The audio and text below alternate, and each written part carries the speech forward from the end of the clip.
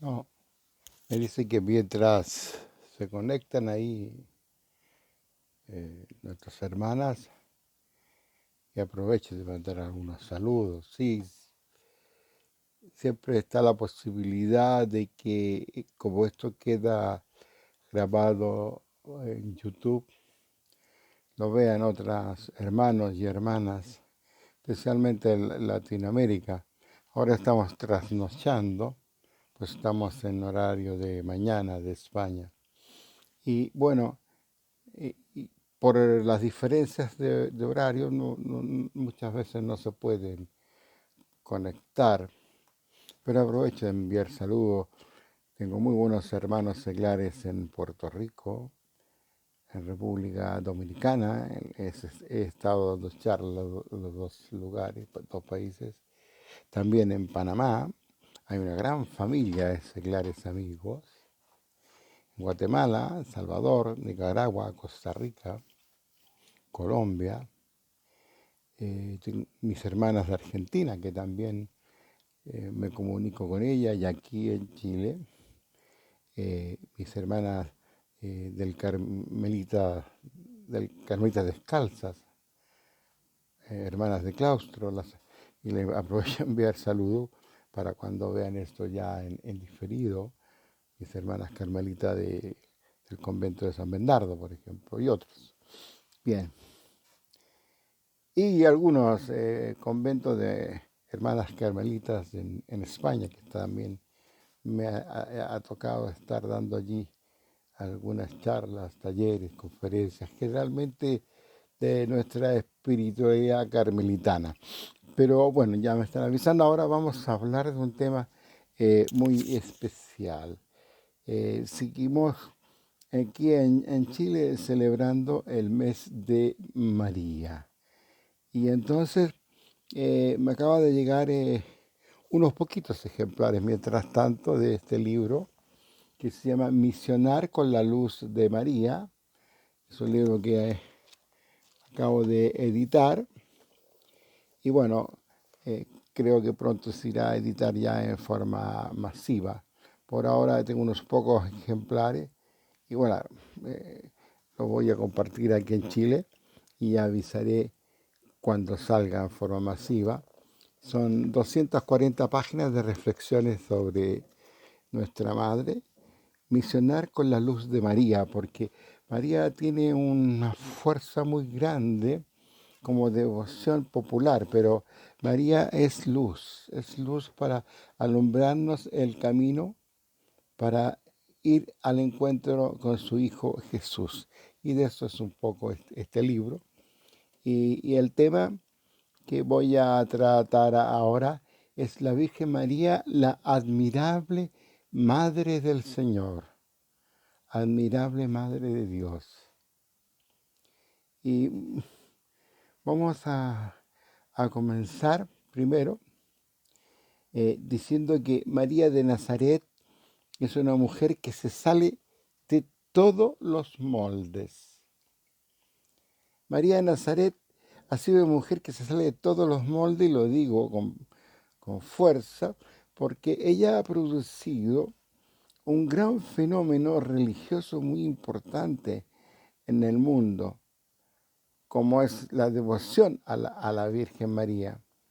Por ejemplo, ahora el 8 de diciembre, día de la Inmaculada Concepción, por todas partes millones de personas acuden a sus santuarios levantados en muchos lugares. Hay algunos muy conocidos, famosos, como quieran llamarle, por ejemplo, de Fátima, Lourdes. He tenido la gracia y el regalo de Dios y de la Virgen de conocer Fátima, de conocer Lourdes, pero también así hay basílicas y templos que son visitados por cientos de personas de toda índole, tales como la Basílica Patriarcal de Santa María la Mayor en Roma, que también es muy hermosa, en Italia.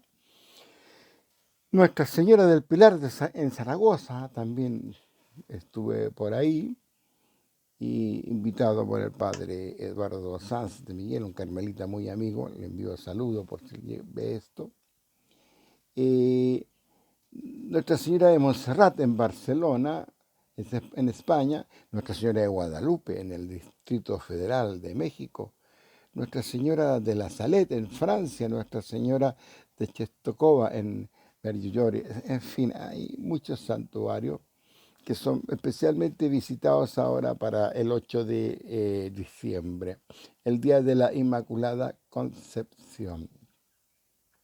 Y entonces, este es el tema que quiero poner ahora como es esta incomparable mujer que es la Madre de Dios, la Madre de Cristo, la Virgen María. Es así como centenares de pensadores, filósofos y teólogos. Tengo algunos libros donde veo grandes reflexiones sobre su figura. Además, hay algo muy interesante, muy hermoso.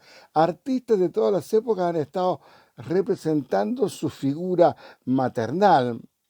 Ella fue la madre de Jesús, el Hijo de Dios, el Cristo. Es decir, su figura es absolutamente trascendente. Y entonces, ciertamente nuestra admiración y fervor y amor a la Virgen María nos hace decir, al hablar de María, una cantidad de ternuras inimaginables y aplicamos todo tipo de superlativos a la figura de María. La misma Iglesia habla siempre y desde siempre lo más alto de la Virgen María. Pero la vida y la responsabilidad que le correspondió asumir a la Virgen María nos lleva a hacernos muchas preguntas y nos invita a meditar.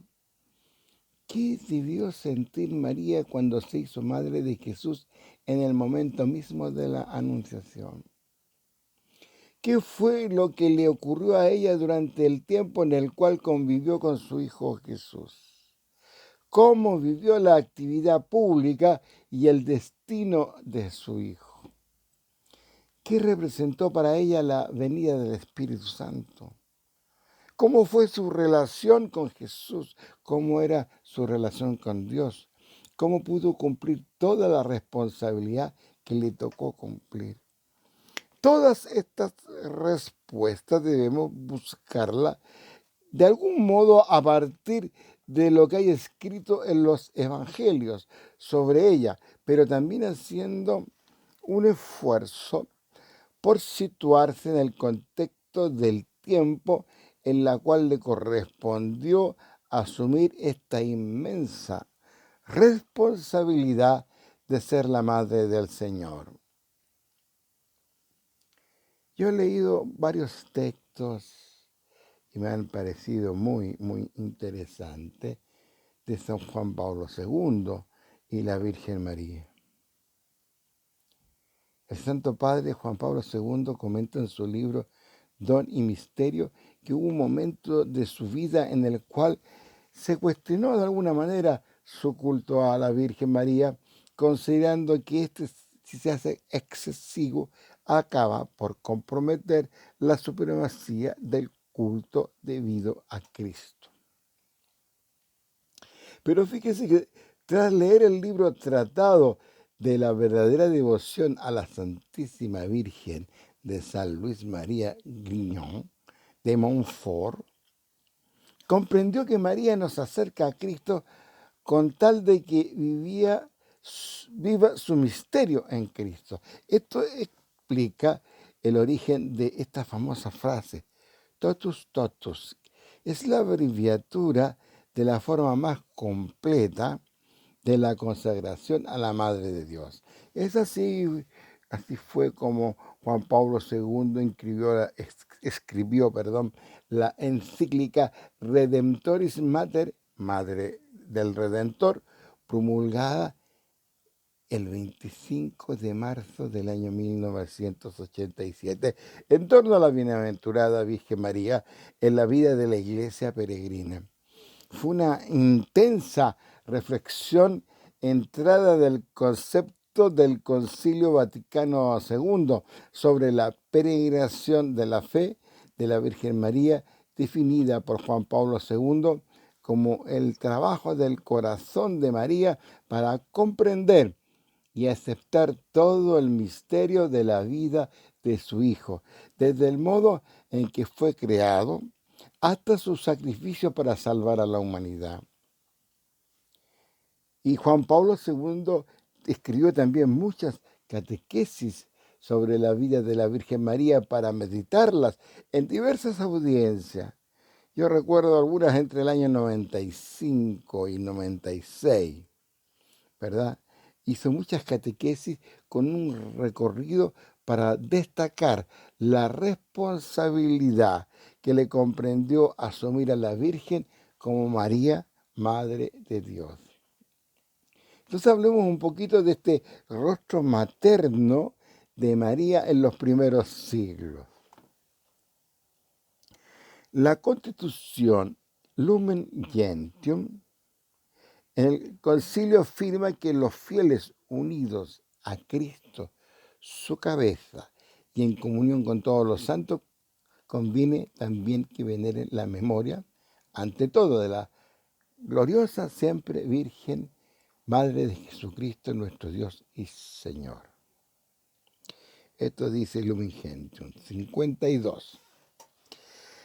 La Constitución conciliar utiliza los términos de canon romano de la misa, destacando así en el hecho de que la fe en la maternidad divina de María está presente en el pensamiento cristiano ya desde los primeros siglos. En la iglesia naciente a María se le recuerda con el título Madre de Jesús. El mismo Lucas, quien en los Hechos de los Apóstoles le atribuye este título, que por lo demás corresponde a cuanto se dice en los Evangelios. Recordemos, ¿no es este el Hijo de María? Se preguntaban los habitantes de Nazaret.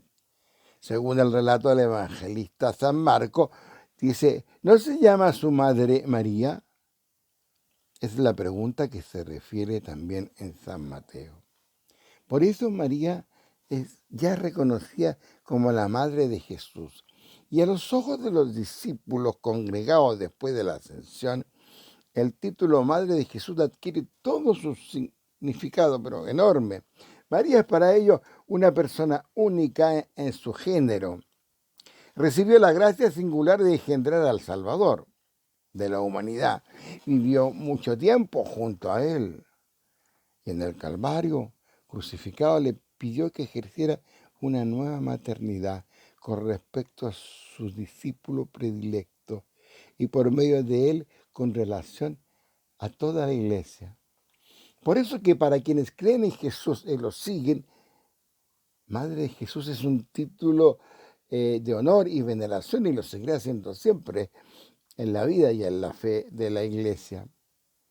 De modo particular, con este título, los cristianos quieren afirmar que nadie puede referirse al origen de Jesús sin reconocer el papel de la mujer que lo engendró en el espíritu según la naturaleza humana. Su función materna afecta también al nacimiento y al desarrollo de la iglesia. Los fieles, recordando el lugar que ocupa María en la vida de Jesús, descubren todos los días su presencia eficaz también en su propio itinerario espiritual. Y entonces, si hablamos de la maternidad virginal de María, decimos que ya desde el comienzo la Iglesia reconoció la maternidad virginal de María, como permiten intuir los evangelios de la infancia. Ya las primeras comunidades cristianas recogieron los recuerdos de María sobre las circunstancias misteriosas de la concepción y del nacimiento del Salvador. En particular, el relato de la Anunciación responde al deseo de los discípulos de conocer de modo más profundo los acontecimientos relacionados con los comienzos de la vida terrena de Cristo resucitado. En última instancia, María está en el origen de la revelación sobre el misterio de la concepción virginal obra del Espíritu Santo. Y los primeros cristianos captaron inmediatamente la importancia significativa de esta verdad que muestra el origen divino de Jesús y la incluyeron entre las afirmaciones básicas de su fe. En realidad Jesús, hijo de José según la ley, por intervención extraordinaria del Espíritu Santo, en su humanidad es hijo únicamente de María, habiendo nacido sin intervención de hombre alguno. Entonces la virginidad de María adquiere un valor singular, pues arroja nueva luz sobre el nacimiento y el misterio de la filiación de Jesús, ya que la generación virginal es el signo de que Jesús tiene como padre a Dios mismo. Y la maternidad virginal reconocida y proclamada por la fe de los padres nunca jamás podrá separarse de la identidad de Jesús, verdadero hombre y verdadero Dios, dado que nació de María la Virgen, como profesamos en el símbolo niceno-constantinopolitano, por ejemplo. María es la única Virgen que es también madre. La extraordinaria presencia simultánea de estos dos dones en la persona de la joven de Nazaret impulsó a los cristianos a llamar a María sencillamente la Virgen, incluso cuando celebramos su maternidad. Así la virginidad de María inaugura en la comunidad cristiana la difusión de la vida virginal abrazada por lo que el Señor ha llamado a ella. Esta vocación especial que alcanza su cima del ejemplo de Cristo constituye para la Iglesia de todos los tiempos que se encuentra en María su inspiración y su modelo, una riqueza espiritual inconmensurable. La afirmación Jesús nació de María, la Virgen, implica ya que en este acontecimiento se halla presente el misterio trascendente que solo puede hallar su expresión más completa en la verdad de la filiación divina de Jesús.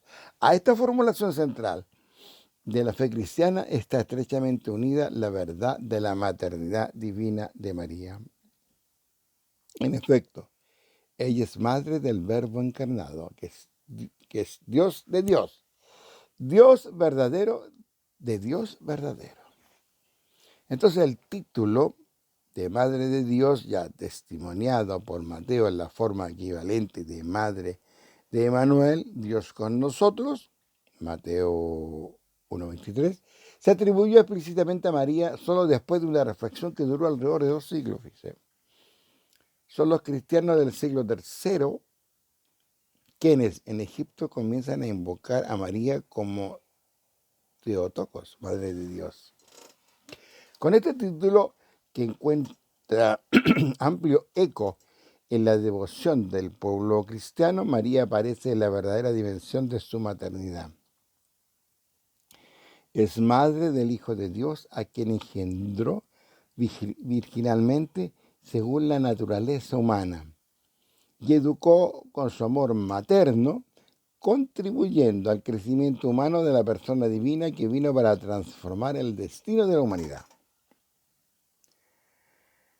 De modo muy significativo, la más antigua plegaria a María, Subtum Praesidium, bajo tu amparo, contiene la invocación Theotokos, Madre de Dios. Este título no es fruto de una reflexión de teólogos, sino que de una intuición de la fe del pueblo cristiano. Los que reconocen a Jesús como Dios se dirigen a María como Madre de Dios. Jesús es Dios, entonces María es Madre de Dios. Y esperan obtener su poderosa ayuda en las pruebas de la vida. El Concilio de Éfeso, en el año 431, define el dogma de la maternidad divina, atribuyendo oficialmente a María el título de Theotokos, con referencia a la única persona de Cristo, verdadero Dios y verdadero hombre. Las tres expresiones con las que la Iglesia, mejor dicho, ha ilustrado a lo largo de los siglos su fe en la maternidad de María, Madre de Jesús, Madre virginal y Madre de Dios, manifiestan por tanto que la maternidad de María pertenece íntimamente al misterio de la encarnación. Son afirmaciones doctrinales relacionadas también con la piedad popular que contribuyen a definir la identidad misma de Cristo. En la narración del nacimiento de Jesús, el evangelista Lucas refiere algunos datos que ayudan a comprender mejor el significado de este acontecimiento. Ante todo, recuerda el censo ordenado por César Augusto que obliga a José de la casa y la familia de David y a María, su esposa, a dirigirse a la ciudad de David que se llama Belén, como lo relata Lucas 2.4. Al informarnos acerca de las circunstancias en que se realiza el viaje y el parto, el evangelista nos presenta una situación de austeridad y de pobreza que permite vislumbrar algunas características fundamentales del reino mesiánico. Un reino sin honores ni poderes, terreno que pertenece a aquel que en su vida pública dirá de sí mismo: el Hijo del Hombre no tiene dónde reclinar la cabeza. Lucas 9:58. El relato de Lucas presenta algunas anotaciones, aparentemente poco importantes, con el fin de estimular también a los que leemos o al lector a una mayor comprensión del misterio de la Navidad y de los sentimientos de la Virgen al engendrar al Hijo de Dios. La descripción del acontecimiento del parto, por ejemplo, narrado en forma sencilla, presenta a María participando intensamente en lo que se realiza en ella. Dio a luz su hijo primogénito, lo envolvió en pañales y lo acostó en un pesebre. Lucas 2.7. La acción de la Virgen es el resultado de la plena disponibilidad de cooperar en el plan de Dios manifestada ya en la Anunciación con su hágase en mí según tu voluntad. Lucas 1.38. Entonces María vive la experiencia del parto en una situación de suma pobreza. No puede dar al Hijo de Dios ni siquiera lo que suelen ofrecer las madres de un recién nacido. Por el contrario, debe acostarlo en un pesebre, una cuna improvisada, que contrasta con la dignidad del Hijo del Altísimo. Entonces el Evangelio explica que no había sitio para ellos en el alojamiento, como lo dice Lucas 2.7. Y se trata de una afirmación en que, recordando el texto del prólogo de San Juan, los suyos no lo recibieron. Juan 1.1. Casi anticipa los numerosos rechazos que Jesús sufrirá en la vida terrena. Y la expresión para ello indica un rechazo tanto para el Hijo como para su madre. Y muestra que María ya estaba asociada al destino del sufrimiento de su Hijo y era partícipe de su misión redentora. Recordemos, Jesús, rechazado por los suyos, es acogido por los pastores, hombres rudos y no muy bien considerados, pero elegidos por Dios para ser los primeros destinatarios de la buena nueva del nacimiento del Salvador. El mensaje que el ángel les dirige es una invitación a la alegría. Os anuncio una gran alegría para que lo será y que lo será para todo el pueblo. Lucas 2.10. Acompañada por una exhortación a vencer los miedos. No temáis, no temáis. En efecto, la noticia del nacimiento de Jesús representa para ellos, como para María en el momento de la anunciación del gran signo de la benevolencia divina hacia los hombres. El divino Redentor, contemplado en la pobreza de la cueva de Belén, se puede descubrir una invitación a acercarse con confianza a aquel que es la esperanza de la humanidad.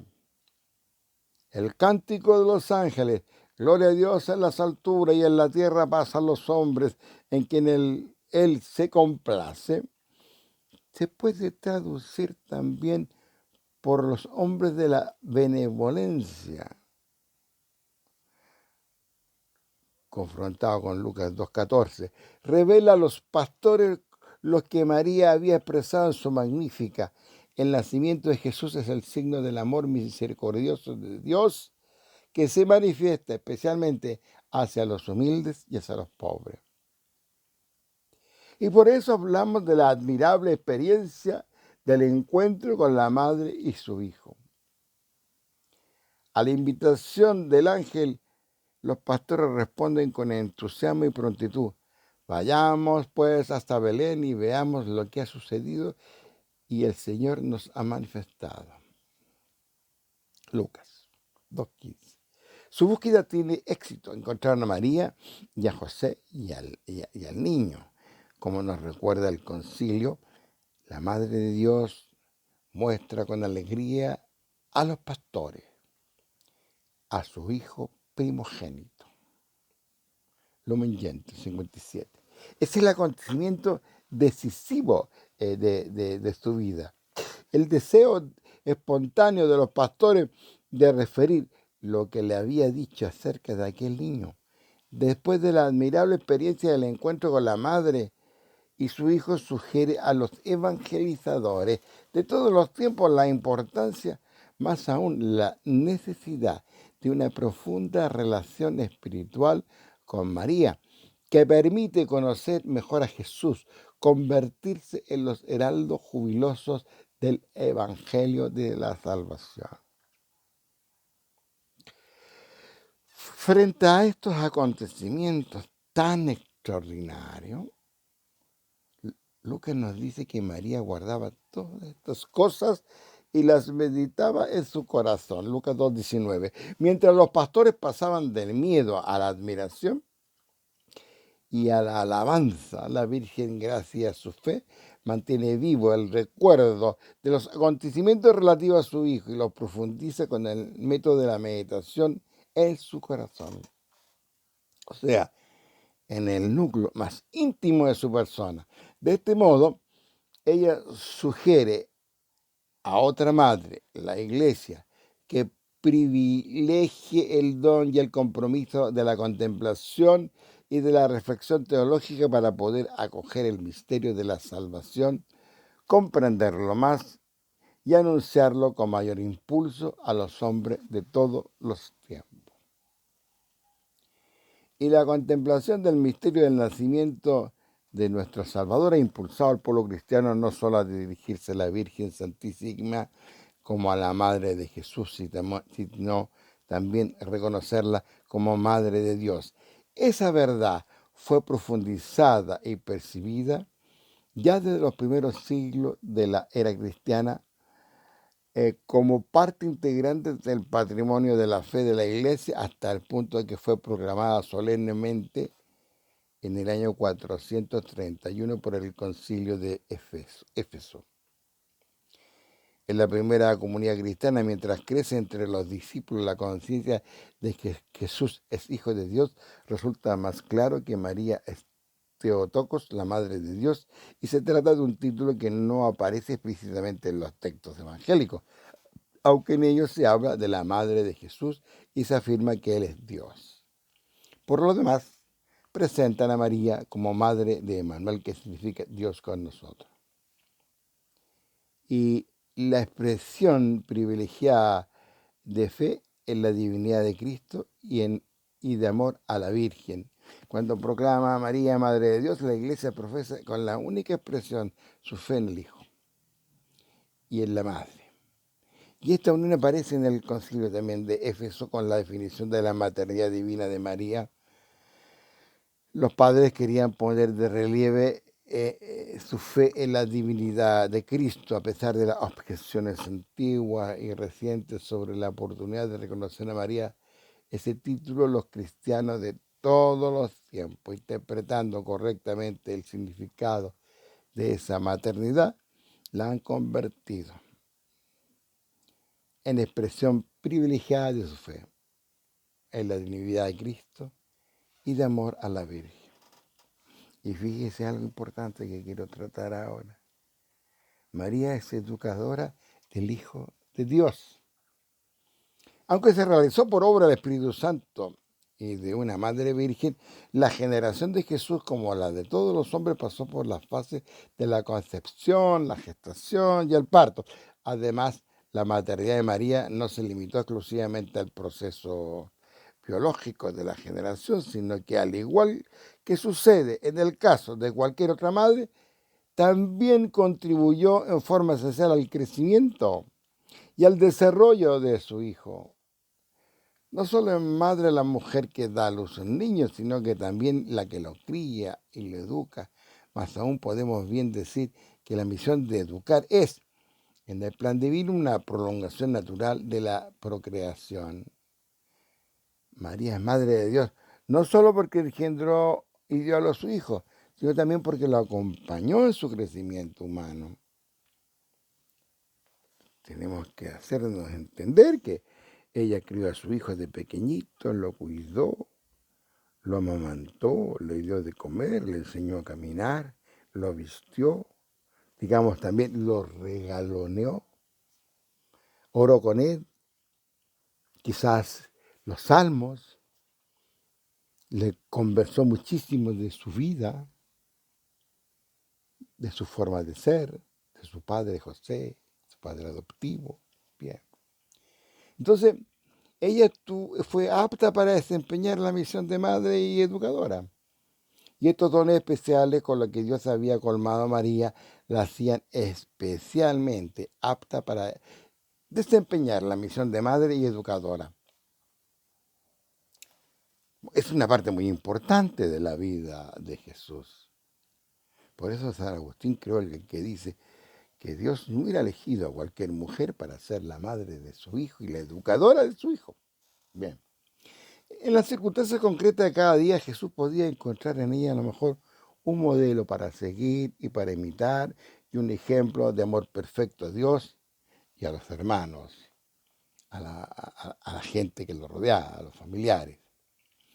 Además de la presencia materna de María, Jesús podía contar con la figura paterna de José, como decimos, o como dice Mateo, un hombre justo, que garantizaba el necesario equilibrio de la acción educadora desempeñando la función de padre. José cooperó con su esposa para que la casa de Nazaret fuera un ambiente favorable al crecimiento y a la maduración personal de Jesús, del Salvador de la humanidad. Y luego, al enseñarle el duro trabajo que él tenía, artesano, carpintero, José permitió a Jesús insertarse en el mundo del trabajo, en la vida social, en el sacrificio. Entonces la obra educativa de María fue muy eficaz y profunda, como toda buena madre. Y los escasos elementos del Evangelio que nos ofrece en la lectura, no son muchos, por eso digo que son escasos, pero con todo nos permite conocer y valorar completamente la modalidad de acción pedagógica de María con respecto a su Hijo Divino. Ciertamente ella fue, junto con José, su esposo, quien introdujo a Jesús en los ritos y prescripciones a lo mejor de Moisés, en la oración al Dios de la alianza mediante el uso de los salmos, en la historia del pueblo de Israel, centrada en el éxodo de Egipto. De ella y de José, ¿por qué no pensarlo así? Aprendió a Jesús a frecuentar a la sinagoga, porque lo llevaban a la sinagoga, a realizar la peregrinación anual a Jerusalén con ocasión de la Pascua. Un día leí un libro que me regaló un hermano josefino, en cual relataba cómo José le hacía los zapatitos a Jesús. Que era muy bonita la descripción porque decía que José cortaba un trozo de cuero, envolvía el pie y con él cortaba unas trenzas y le hacía sus zapatos tipo sandalia para que pudiera caminar. Mire qué qué amoroso, y que le enseñó a caminar. Bueno, contemplando los resultados, ciertamente podemos decir que la obra educativa de María, también de José, fue muy eficaz y profunda y que encontró en la psicología humana de Jesús un terreno muy fértil. Entonces María entregó como madre de Jesús una orientación siempre positiva.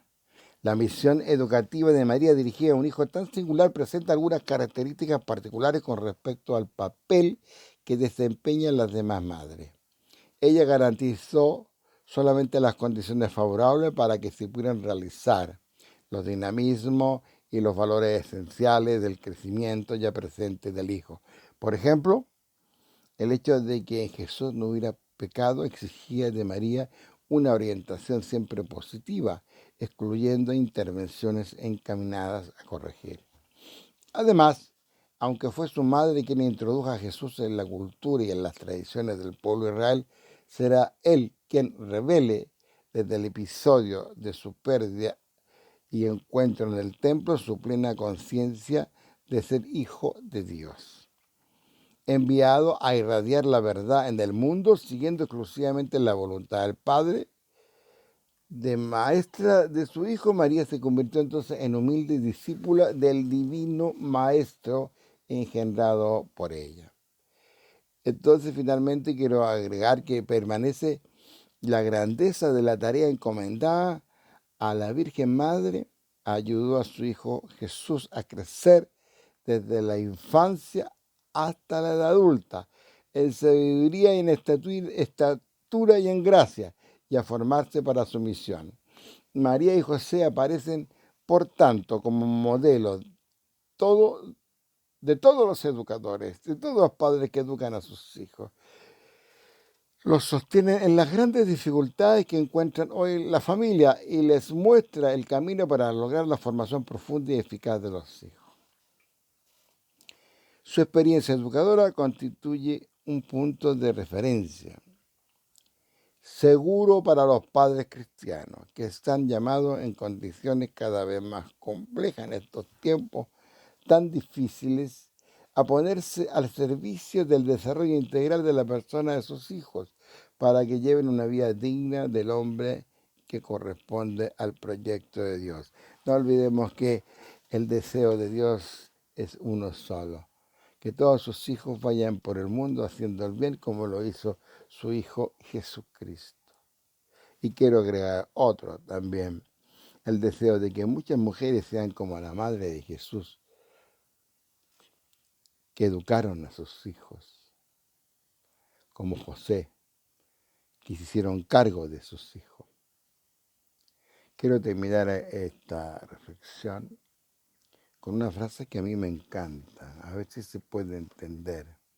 Es del Santo Padre San Juan de la Cruz. Uniendo siempre a María y Cristo, exclamó: la Madre de Dios es mía. La canta en la canción Oración del Alma Enamorada. Bien, hermanos y hermanas que están conectadas, que verán esto después a través de YouTube. Ya ha pasado un par de días más, el día 8 de diciembre, vamos a celebrar una hermosísima fiesta, la Inmaculada Concepción. Y por todo el mundo, miles, millones de personas iremos a los santuarios levantados. Hay unos que son muy famosos, ¿verdad? A mostrar nuestra veneración por la Madre de Dios, por la Santísima Virgen María, la Madre de Jesús, la admirable Madre del Señor. Bien, hasta aquí llega mi intervención. Muchas gracias. Les deseo a todos que María viva en su corazón. A mis hermanos que ya, para ellos es temprano de mañana, para mí casi trasnochando. Y para todos los que vamos a celebrar este 8 de diciembre. Santa María, Madre de Dios, ruega por nosotros los pecadores, ahora y en la hora de nuestra muerte. Amén. Muchas gracias, Dios les bendiga y María viva en sus corazones.